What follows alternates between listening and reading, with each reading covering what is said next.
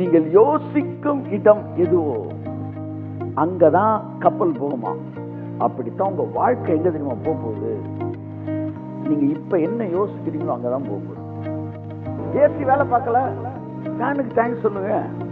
Fan நின்று போச்சு, விசிறிக்கு thanks சொல்லு. விசிறி நின்று போச்சுன்னா திடீர்னு ஒரு காற்று மைல்டா அடிக்கும் பாருங்க, அதை அப்படியே ஃபீல் பண்ணி உண்மை யாரா.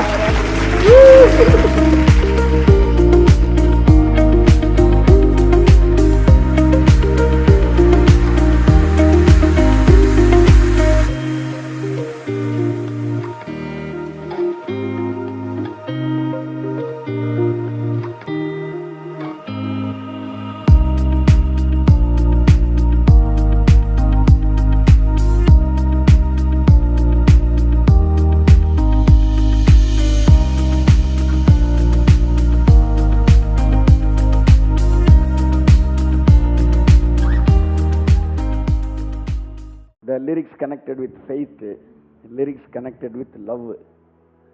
Connected with faith na, என் நாட்கள் முடிவதில்லை, என் ஜீவன் பிரிவதில்லை, என் சுவாசம் ஒழிவதில்லை.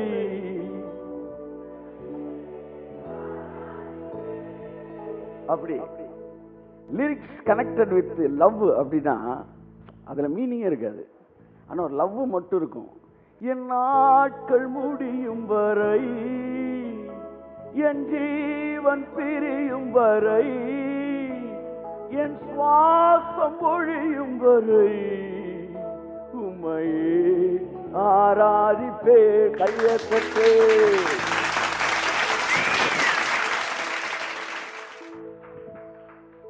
அதுக்கு மீனிங்கே கிடையாது, அதுதான் அந்த லவ்ல வருது. உயிரே போனாலும் அப்படின்னா உயிர் போகுதுன்னு அர்த்தம் இல்லை. we know all. ஆனால் சிலருக்கு வந்து எது அவிசுவாசம் பாருங்க, அவிசுவாசம்லாம் கிடையாது. சாகிற வர உன்னை நான் கைவிட மாட்டேன் அப்படின்னா, என் உயிரே போனாலும் அப்படின்னா என்ன எதிர்மறையாக பேசுறீங்க, அப்படி இல்லை. This is called classic faith. ஃபெய்த்திலே கிளாசிக் ஃபெய்த்னு ஒன்று இருக்கு. அது என்னன்னா, அவர் என்னை கொன்று போட்டாலும், அப்படின்னா அவர் கொன்று போடுவார்னு அர்த்தம் இல்லை, அப்படியே கொன்று போட்டாலும் நான் அவர் மீது நம்பிக்கையாய் இருப்பேன்.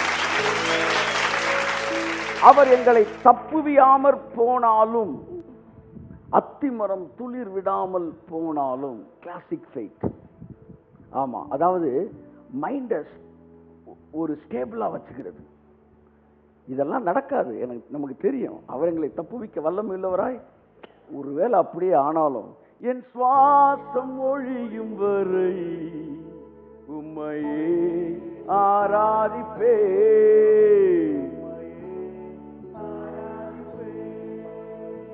ஒவ்வொரு வருஷத்துல இருந்து இன்னொரு வருஷத்துக்குள்ள போகும்போது மட்டுமல்ல, ஒவ்வொரு வீட்டில இருந்து இன்னொரு வீட்டுக்கு நீங்க ஷிஃப்ட் பண்ணும்போது கூட அந்த வீட்டை திரும்பி பார்த்து, இந்த வீட்டுக்கு நான் குடி வரும்போது நான் எப்படி இருந்தேன், இப்போ இங்கேருந்து குடி பெயர்ந்து போகும்போது எவ்வளோ நான் வளர்ந்துருக்கிறேன், இடையில எனக்கு எவ்வளவு பண்ணியிருக்கீங்க ஆண்டவரே என்று ஒவ்வொரு ஷிஃப்டிங்லையும் நீங்கள் நின்று திரும்பி பார்த்து நன்றி சொல்ல வேண்டும். நன்றி சொல்லுவது என்பது மனிதர்களுக்கு மட்டுமே இருக்கக்கூடிய ஒரு குணம். மிருகங்களுக்கெல்லாம் அது இல்லை பாருங்க.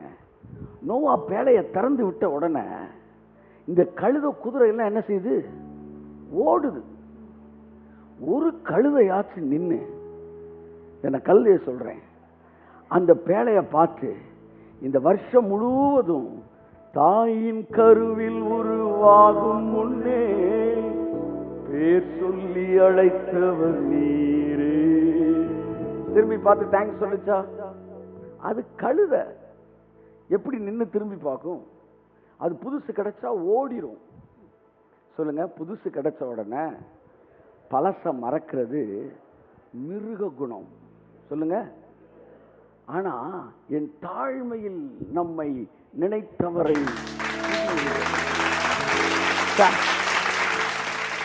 தாவீதுட்ட, கடவுள்கிட்ட வந்து தாவீதுட்ட பிடிச்ச விஷயம் என்னன்னா, the shepherd boy David became King David, but still he had the shepherd boy's heart. ஆள் தான் ராஜாவாயிட்டான், மனசு இன்னும் அதே ஷெப்பர்ட் பாய் தான். நம் தாழ்மையில் நம்மை நினைத்தவரை துதியுங்கள். பலச நீ மறக்கலனா அவருக்கு பிடிச்ச மனுஷன் நீதான் வச்சுக்காங்க. என் அன்புக்குரியவர்களே, இந்த ஆடு மாடு கழுத குதிரையெல்லாம் அப்படியே போயிடுச்சு. ஒன்று கூட நின்று பார்த்து இந்த பேழையை தந்த கர்த்தருக்கு தேங்க்ஸ் பண்ணலை. ஆனால் நோவா நின்றான். திரும்பி பார்த்து, ஆண்டவரே, இந்த உலகமே அழிஞ்சிருக்கும் போது என்னையும் குடும்பத்தை நீங்கள் பாதுகாப்பீங்களா? ஒவ்வொரு தடவையும் ஷிப் பண்ணும்போது திரும்பி பாருங்க, கடவுள் உங்களை எவ்வளவு நேசிக்கிறார்னு உங்களுக்கு தெரியும். அப்ப எது இல்லை அப்படின்னு யோசிக்காதீங்க, எதெல்லாம் தேவன் கொடுத்தாருன்னு யோசிங்க. இந்த வாழ்க்கையை திரும்பி பாருங்க. நீங்க ஷிஃப்ட் ஆகி வேற வீட்டுக்கு போகும்போது சரி, நீங்க ஷிஃப்ட் ஆகி வேற ஒரு வருஷத்துக்கு போனாலும் சரி, நீங்க திரும்பி பார்த்து தேங்க்ஸ் பண்ணுங்க. இந்த 2021 உலகமெல்லாம் பஞ்சத்தில் போன வருஷம், நீயும் நானும் தான் பணக்காரான வருஷம். ஈசாக்கு பஞ்ச தேசத்தில் விதை விதைத்தான், அவன் ஐஸ்வர்யவானானான். தேவனோடு இணைக்கப்பட்டவர்களுக்கு அது ஆசீர்வாதமான வருஷம். ஆமென். அதனால திரும்பி பார்த்து நன்றி சொல்ல கடமைப்பட்டிருக்கிறோம். பிரைசிங் அட்மாஸ்பியரையே மாற்றுது பாருங்க, வைப்ரேஷனை மாற்றுது. நெகட்டிவ் வைப்ரேஷனை தகர்த்துட்டு ஒரு பாசிட்டிவ் வைப்ரேஷனை கொண்டு வருது.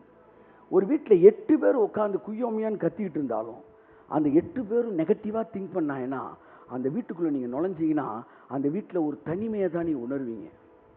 அவனோட வீட்டில் ஒரே ஒரு மனுஷன் இருந்தால் கூட உள்ள உட்காந்து என் நாட்கள் முடியும் வரை இதான் வந்துடணும், என் ஜீவன் பிரியும் வரை, என் சுவாசம் ஒழியும் வரை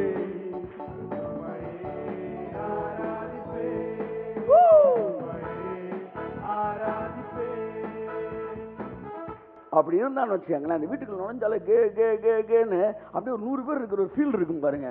என்னன்னா பாருங்க, அவன் துதிச்சு துதிச்சு துதிச்சு அந்த இடத்துல தூதர்களுடைய அப்படியே அந்த இறங்குதல் ஏறுதலும் அந்த பிரசன்ஸும் அப்படியே நிறைஞ்சிருக்கும் பாருங்க. அப்படியே பழகிறவன் தான் கல்யாணத்தையே மறந்துடுறான் 40 வயசு 45 வயசுல. இந்த வருஷம் ஒரு புது அதாவது உனக்கு டைம் விட்டா நீ மேன்மையானதை சிந்திச்சிருவ, உன் லைஃப் அடுத்த லெவலுக்கு போயிடுன்னு பிசாசுக்கு தெரியும். அதுதான் உன் மைண்டை என்கேஜாகவே வச்சிருக்கிறான். ஒரு அம்மா தோசையை சுட்டு கொண்டு வந்து படத்தை பார்த்துக்கிட்டே சுட்டு போட்டிருக்கு. அவன் பார்க்குறான் என்னம்மா இவ்வளோ கருகருன்னு இருக்குன்னு.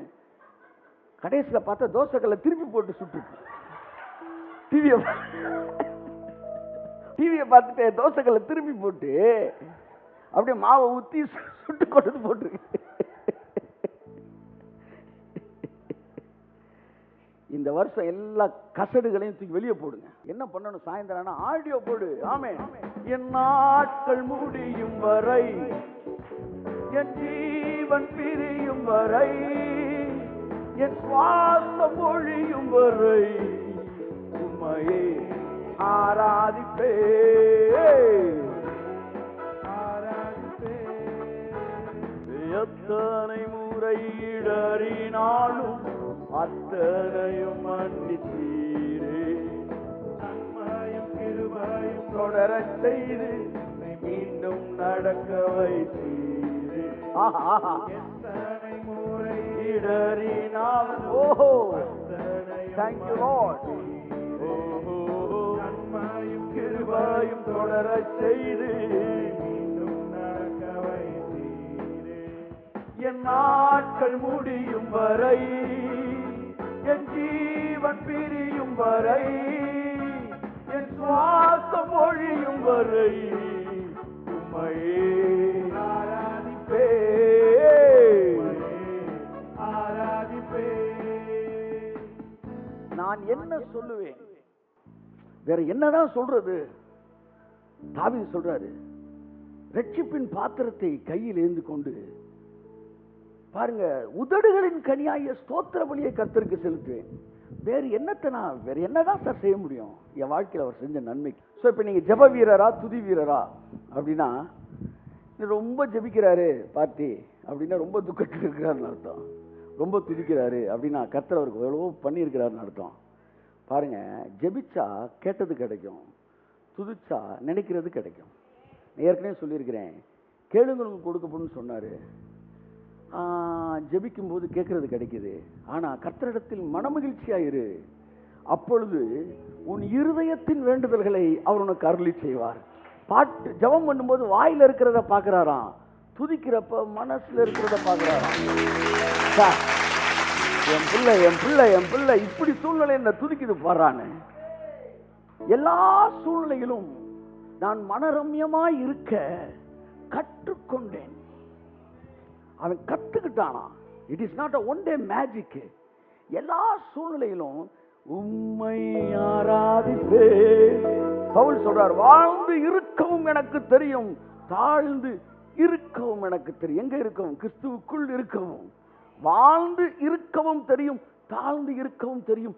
எல்லா சூழ்நிலையிலும் மனரம்யமாய் இருக்க கற்றுக்கொண்டேன். அந்த ஃபைனான்ஸை பற்றி ஒரு ஸ்டடி, அது எழுதும்போது சில புத்தகங்களை படிக்கும்போது ஒன்று சொல்கிறாங்க, ஃபைனான்ஸு மேனேஜ்மெண்ட்டை பொருளாதாரத்தில் நீங்கள் பெரிய அளவு தேவன் உங்களை ஆசீர்வதிக்கணும். முதல் படி என்னன்னா, தேவன் கொடுத்ததுக்கு நல்லா மனம் திருப்தியாக தேங்க்ஸ் பண்ணணுமா. தேங்க்ஸ் பண்ண பண்ண பாருங்க, இந்த மன ரம்யம். தேங்க்ஸ்னா வாயில் இல்லை, ஒன்றும் வழங்காம போயிட்டு இருக்கு. ஆராதிப்பேன் இப்படியே போனால் என்ன நடக்கும்னே தெரியல. உண்மை அது இல்லை. இங்கேருந்து எங்கேருந்து இங்கேருந்து மனசு பாடணும். மன ரம்யம் மனுஷனுக்கு வந்துருச்சுன்னா, கரண்ட் எப்போ கட் பண்ணாயே நமக்கு தெரியாது, எப்போ கரண்ட் வந்துச்சு நமக்கு தெரியாது. இன்வெர்டர் வேலை செஞ்சுச்சா தெரியாது, இன்வெர்டர் வேலை செய்யலையா தெரியாது, கேபிள் கனெக்ஷனை கட் பண்ணாயலா தெரியாது. ஏன்னா நாங்கள் எல்லா சூழ்நிலைகளிலும் மனரம்யமாக இருக்க கர்த்தரை நான் எக்காலத்திலும் ஸ்தோத்தரிப்பேன். அவர் துதி எப்போதும் என் வாயில் இருக்கும். சாதாரண வார்த்தை இல்லை சார். தாவீது பாருங்க, ராஜா ஆயிட்டான் சார், ஆனால் அவன் மனசு மட்டும் அந்த ஷெப்பர்ட் பாயாவே இருந்தான். அதனால தவக்குன்னு ஒரு நியூஸ் பேப்பரை விரிச்சு படுத்தா கூட கும்முன்னு தூங்கிடுவான் அவன். எதுனாலும் எல்லா நாங்கள் சொல்லவா, துதிக்கிறது ஈஸி, ஆனா எப்பவுமே துதிச்சுக்கிட்டு இருக்கிறது தான் கஷ்டம். கர்த்தரை நான் எக்காலத்திலும் ஸ்தோத்தரிப்பேன் அப்படின்னா என்ன அர்த்தம்னா, எப்போ உங்க மைண்ட் ஒன்று கிடைக்கும் போது துதிக்கும், ஏன்னா அப்ப சந்தோஷமா இருக்கு. ஆனா எப்பவுமே துதிக்கணும்னு வச்சுக்காங்களேன், உங்க மனசு எப்பவுமே சந்தோஷமா இருக்கணும். எப்பவுமே உங்க மனசு சந்தோஷமா இருக்கணும்னா நீங்க எல்லா நேரத்திலும் மனரம்யமா இருக்க கிடைச்சதுல சந்தோஷப்பட கத்துக்கணும். அந்த மனரம்யம் தான் இந்த துதிக்கிற அந்த பிரைசிங்கோடைய ஃபோர்ஸே அதான், சோர்ஸே அதான். மனரம்யத்திலிருந்து தான் துதியே வரும். பொருள் கிடைத்தால் துதிப்பது வேறு, எல்லா சூழ்நிலைகளிலும் துதிப்பது வேறு. கர்த்தர் எனக்கா யாவையும் உங்களுக்கு சொல்றேன். இந்த வருஷத்துல எவ்வளவு நன்மை பண்ணியிருக்காரு. புதிய வருஷத்துக்கு நுழைய போறோம். மனரம்யமா இருக்க கத்துக்காங்க. எவ்வளவு சின்ன வீடுனாலும் மனரம்யமா இருங்க. எவ்வளவு கொஞ்சம் உடைகள் இருந்தாலும் மனரம்யமா இருங்க. எவ்வளவு இடர்பாடுகள் இருந்தாலும் மனரம்யமா இருங்க. நீங்க நினைச்சதுலாம் உடனே நடக்கலையா, மனரம்யமா இருங்க. மனரம்யமா இருக்க என் நாட்கள் முடியும் வரை, உள்ள இருந்து பாட்டு வரும், என் ஜீவன் வரை, என் சுவாசம் ஒழியும் வரை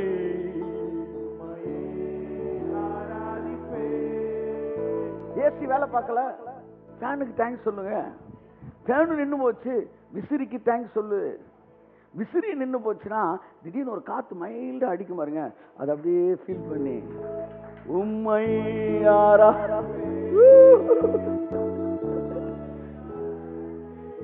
அப்ப எவ்வளவு பேர் பஸ்ல போறாங்கன்ற பொறுமலாம். ஆனா நடக்கிறப்ப நிழல கொடுத்தாரப்பா, அப்பெல்லாம் ஜி மைனர் தான், அது ஜி மைனர் கொடுப்பேன். மேகஸ்தம்பம் மேலிருந்து பாதுகாக்குது, பாதை காட்ட பகலெல்லாம் கூட செல்லுது. அன்பான தேவன் என்னோடு வருவார், என் கூடயே வப்பா, அது போதும் என்பாரிலே.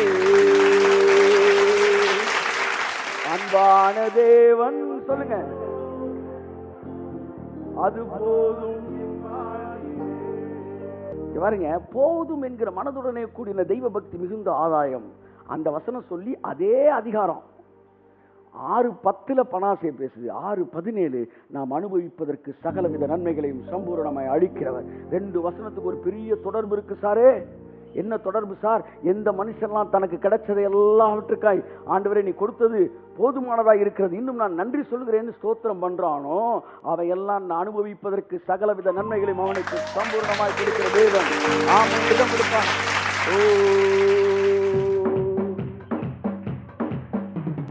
அன்பான தேவன் என்னோடு வருவான். அது போதும். கொஞ்சம் டெம்போ டெம்போ. என்னோடு வருவான், அது போதும் என் வாழ்விலே. மேக ஸ்தம்பம் மேலிருந்து ஓஹோ ஆஹா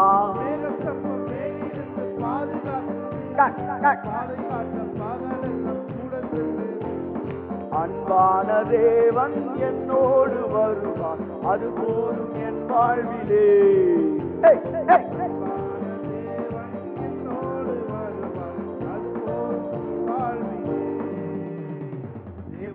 வாழ்ந்துட்டீங்கன்னா உங்களுக்கு ராஜாவே உங்களை மாத்தினா கூட உங்க மனசு சொல்லும், ஆகாமியங்களின் கூடாரங்களில் 1000 நாள் வாழ்வதை விட உங்களுடைய ஆலயத்தின் வாசற்படியில் தங்குகிற ஒரு நாள்.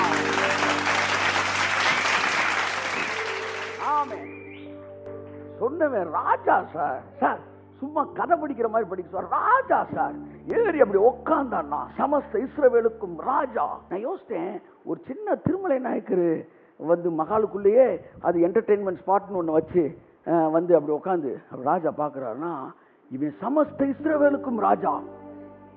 அவனுக்கு எவ்வளோ விஷயம் இருந்திருக்கும். ஆனால் அவன் எழுதுறான் சார். சார் அவன் எழுதுறான் சார், ஆகாமியங்களின் கூடாரங்களில் 1000 நாள் வாழ்வதை விட அந்த சந்தோஷம் ஒண்ணுமே இல்லை ஆண்டவரே, உங்க ஆலயத்தோட வாசல் அன்பான தேவன் என்னோடு வருவார், அது போதும் என் வாழ்விலே. எல்லாத்தையும் மாறாவின் நீரை மாத்திடுவார் தேவன். உங்க லைஃப்ல எல்லாம் நீங்க வர்ஷிப் பண்ணிக்கிட்டே இருங்க. மன நிறைவு, சந்தோஷம், சூழ்நிலை எல்லாம் செட்ரேட் ஆயிரும். தாவீது வர வர பலத்தான், சவுலின் வீட்டார் வர வர பலவீனப்பட்டார்கள். நான் சொல்லவா, தேவனை துதிக்க துதிக்க நீங்க பலமாயிட்டே வருவீங்க. மன ரம்யம். துதிக்கிறேன்னு ஏன் சொல்றாருன்னா, அவருக்கு பாட்டு பாடுறதுக்கு ஆளே இல்லாம கிடையாது. தம் பிள்ளைகள் மன ரம்யமா இருக்க விரும்புகிறார். ரம்யம் சொல்லுங்க. மன ரம்யமா இருக்க கற்றுக்கொண்டேன். கத்துக்கணுமா? எப்படி கத்துக்கணும்? அது ஒரு நாள் மேஜிக் இல்லை, கத்துக்கணும். சே, எப்படி இருந்தோம் நம்ம, இவ்வளவு பெரிய இடத்துக்கு தேவன் கொண்டு வந்துட்டாரு. எவ்வளவு நல்லவர் பாருங்க, தேவன் எவ்வளவு நல்லவர்.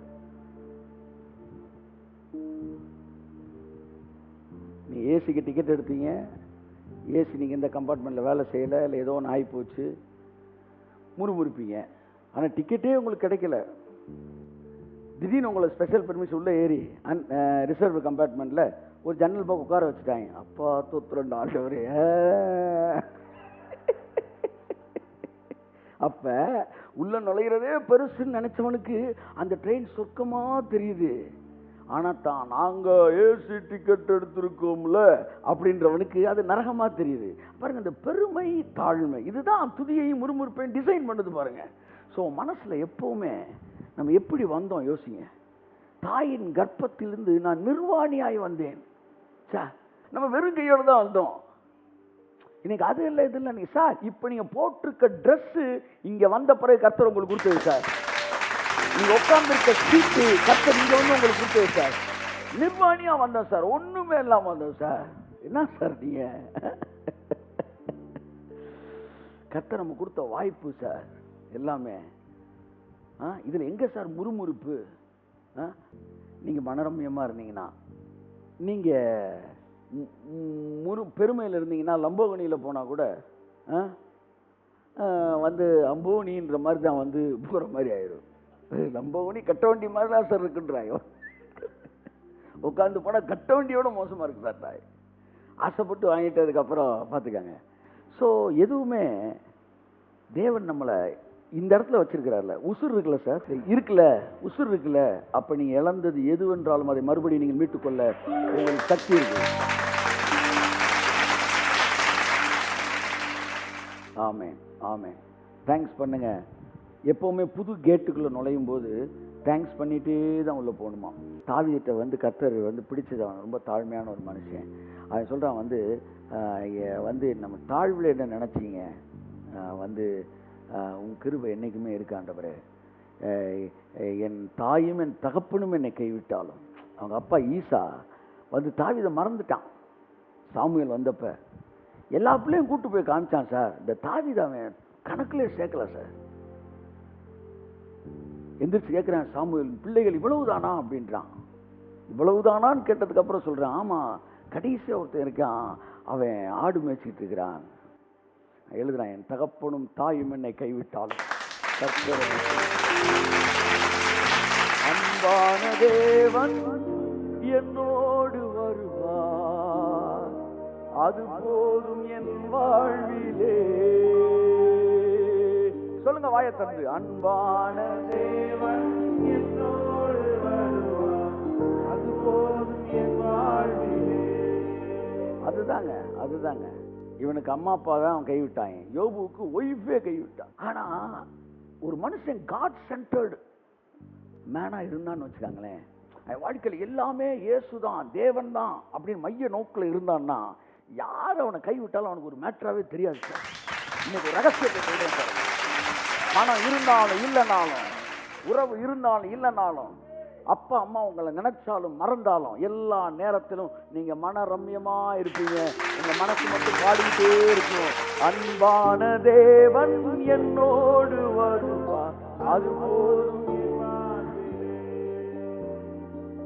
அடிக்கடி என்று சொல்வார் கர்த்தர், பார் நீ எனக்கு பிள்ளை எல்லாம் சொல்லுங்க, அப்புறம்தான் உன் மனைவிக்கு நீ புருஷன். கை தட்டுங்க ஒருத்தவருக்கு. ஆமா, நீ எனக்கு பிள்ளைடா, அப்புறம் தான் உன் மனைவிக்கு புருஷன், அப்புறம் தான் உன் பிள்ளைக்கு நீ அப்பா, அப்புறம் தான் உங்க அம்மா அப்பாவுக்கு நீ பிள்ளை, நீ எனக்கு பிள்ளை.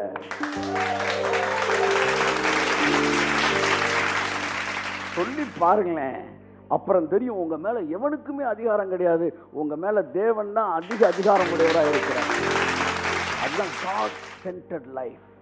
நான் தேவனுக்கு பிரியமானவன், அவர் பிரியம் என்மேல் இருக்கும். நான் கர்த்தருக்கு முதன்மையான, அவர் என்னை நேசிச்சனால எனக்கு ஒரு மனைவியை கொடுத்தார். ஆமா, என் மனைவியை நேசிச்சனால என்ன கொடுக்கல, என்ன நேசிச்சனால எனக்கு ஒரு ஒய்ஃபை கொடுத்தார். என் பிள்ளைக்கு ஒரு மனைவி வேணும் அப்படின்னு பைபிள் சொல்லுது. அவன் தனிமையாக இருப்பது நல்லதல்ல என்று கண்டு அவனுக்கு ஏற்ற துணையை உண்டாக்குவேன் என்று சொல்லி அவனுக்கு ஒரு மனைவியை தரார். அப்பனா எல்லாமே யாராதான் மெயினாக பார்க்கிறார் அவரு? சொல்லுங்க. ஆதாம படைச்சிட்டு கொஞ்சம் ஒரு ஃபைனல் டச் பண்ண நல்லா இருக்குமே அப்படின்னு ஏவாளை கூப்பிட்டு வர்றாரு. அதான் பவுல் எழுதுறார், ஏவாள் முதலாக உண்டாக்கப்படவில்லை, ஆதாமே உண்டாக்கப்பட்டான் அப்படின்னு. ஏன் மனசுடைய ஃபீலிங்ஸ் ஃப்ளக்சுவேட் ஆகிட்டே இருக்கு தெரியுமா? திடீர்னு சந்தோஷமா இருக்கான், திடீர்னு இதா இருக்கிறான், திடீர்னு நல்லா இருக்கான், திடீர்னு டல்லா இருக்கான். ஏன்னா அவன் பணத்து மேல ஆசை வச்சிருக்கான், பணத்து மேல சந்தோஷத்தை வச்சிருக்கான், உறவுகள் மேல சந்தோஷத்தை வச்சிருக்கான், செயல்கள் மேல வெற்றியின் மேல சந்தோஷம் வச்சிருக்கான். இல்ல சார் ஒருத்தர் சொன்னாரு, சார் நீங்க ஜெயிச்சுக்கிட்டே இருக்கிறீங்க அதனாலதான் நீங்க சிரிச்சுக்கிட்டே இருக்கீங்கன்னு. நான் சொன்னேன், இல்ல நான் சிரிச்சுக்கிட்டே இருக்கேன் அதனாலதான் நான் ஜெயிச்சுக்கிட்டே இருக்கிறேன்.